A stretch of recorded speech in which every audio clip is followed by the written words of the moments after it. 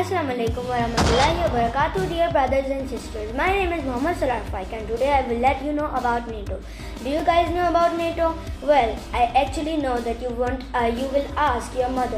But after watching this video, you won't have to ask your mother that what is NATO, my mommy. So let's discuss about NATO. What is actually NATO? NATO was established in 1949, which was a North Atlantic Treaty Organization, and which was established because to hold the counter attack for the expansion of the Soviet Union. Well, this is a secret which I'm telling you right now because the Americans didn't let know anyone this secret. They only said that yes, this is a peace organization and blah blah blah this and that. And the idea which came through to make the NATO came back towards Winston Churchill. He was the founder of NATO. He was the thinker of NATO that yes, we have to make an organization to hold the advancement of Soviet Union because at that time the post-war or Cold War was also going on and the space race was also going on, in which both countries, Soviet Union and America, were very arrogant. They did show off. They made very big spaceship and said, yeah, I made the spaceship. It's my big spaceship. I made this and that. It's a very advanced and your spaceship is stupid. So these are all of the things which lead to Winston Churchill giving the idea in the press conference, American press conference, to make an organization which is now known as North Atlantic Treaty Organization, which is also a military alliance. That's why this is the process how NATO came into establishment, into existence.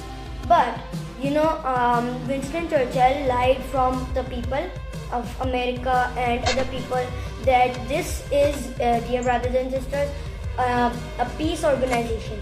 But this wasn't a peace organization because, as you know, this is the secret which Winston Churchill did in the press conference. That hey, Americans, if we will not make an organization to stop the counter expansion of the Soviet Union, so how we will beat the Soviet Union?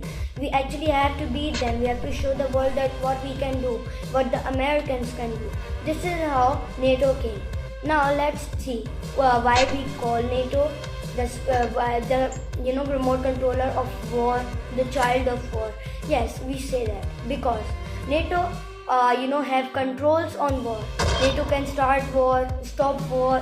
It has all out controls, even though if war is going bad or good. And it's surviving because of only America. America makes firearms and sells it to NATO or gives it to NATO and commandos as well, special. So this is how NATO is into existence right now. Otherwise it would just die because it doesn't have so many firearms and all of these things. Now there are 31 members in NATO actually. 31 members, which includes America, Canada, Britain, Germany, Austria, I think so, Latvia, Albania, and Finland, Netherlands, etc. So these are all of the countries, but there are more countries which I don't know about, because from all of the world there are different countries which already applied to NATO in different years, past years. And this is how right now NATO have 31 members, allied members. But Russia is not an allied in NATO. So because the purpose of NATO is clear, that to stop the Russians.